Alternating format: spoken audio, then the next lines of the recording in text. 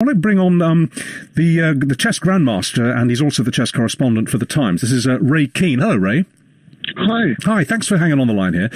You were saying back in the early 90s that you thought that learning and playing chess into old age was a very important factor in keeping, I don't think we used the word dementia back then, but in keeping the brain active. Absolutely, yes. I wrote a book in 1994 called The Age Heresy, and that was one of the main planks of the book. Go on, explain it. Yeah, well, playing chess, for example, and there can be other games too, like bridge, any mental game, any mental activity, even memorization, helps to keep the brain active and young, and wards off Alzheimer's. In fact, the statistics show that I think no chess grandmaster has ever suffered from dementia. Is that true?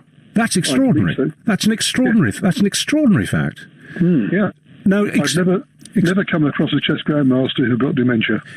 Can you explain the thought processes, the brain processes involved in playing a game of chess? What's specific about it? Because that's a really interesting. I know it's an off-the-wall statistic, but it's fascinating.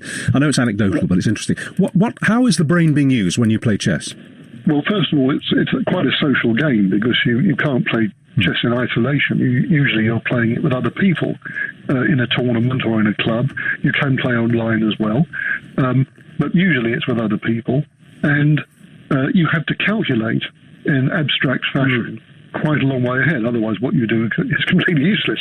So you've got to visualize what's happening, form the strategies, notice tactics, do it to a time limit. You can't sit there for an hour and vegetate. You've got to do it fast. So you've got to take decisions. You've got to plan, strategize, calculate. All the things that keep the brain active. I suppose really what you're describing there is you're thinking in 3 dimensions, aren't you? You certainly are. Sometimes it feels like 4. But you are, and you're also thinking in terms of the past, the present, and the future. You've got to memorize memorize what's happened before. Yeah. And one of the things that I've done that I'm quite proud of is that on one occasion I played 107 people at the same time. Did you win? Most of them. I won 101 of them. That's extraordinary. Lost one and drew the rest. I played 107 people at once and won most of them in 3 hours. Was that in virtual space, or were they actually in a room with you? No, I had to walk around the room. That's brilliant. And I did it in 3 hours. Okay. And not only could I, play them and beat most of them, but after the games, I could memorize all the games. I could remember all the moves of all the games. How extraordinary. Now, that didn't last for very long, only about an hour or so, but I could do it. Yeah. And memory is a huge part of it as well. I was in China last year for a mental competition, and I noticed, this is at the under of the scale, teenagers there who were studying memory techniques and involved in mental competition. I was staggered. It was almost like a superhuman new race of humans. They were multilingual, totally competent, self-confident. Yes. And I was giving an interview on Central China Television about the competition, and the translator, the official translator, was struggling. And a 15-year-old girl who was standing nearby, who'd been studying memory techniques and mental sports, came up and said, "Can I help?" And the translator seemed very relieved. And this girl took over, and she translated fluently in Chinese, in English, charmingly, with feeling. I felt she was doing a better job than I was. And she's not the only one. And I also organised the World Memory Championship.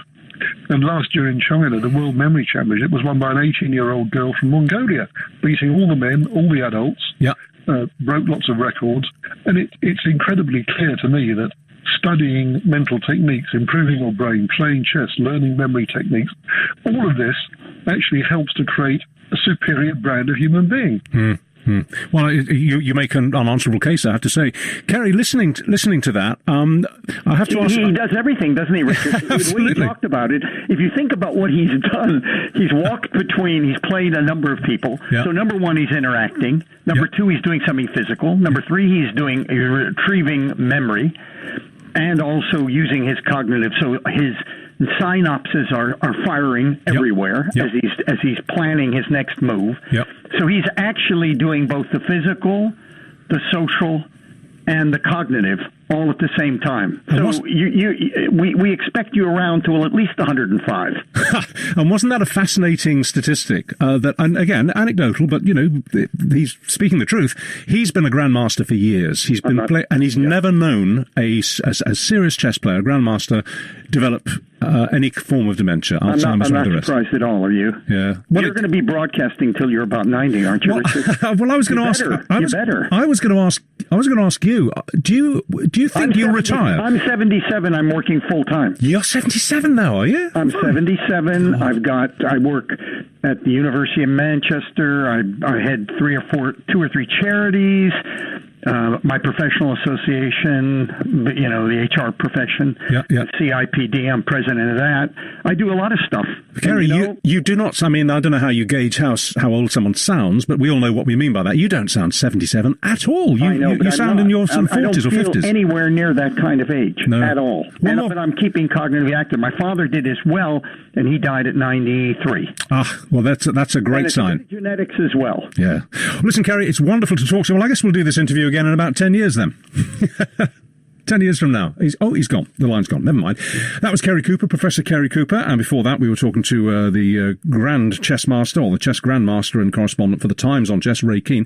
It's all very optimistic stuff, isn't it, actually? It's quite encouraging. We do seem to be assembling, quite quickly, a set of practical tools to fend off dementia. As Kerry said, if it's in the genes, if you're doomed to get dementia, then that's a totally different area, and that needs a completely separate line of study. But for those of us who are at risk of developing dementia simply because we're getting older and because we're doing the wrong things, whether it's not exercising enough, not thinking enough, not eating the right things, these are all very encouraging signs. We can make a difference. We can protect ourselves from this scourge that we didn't even know existed 50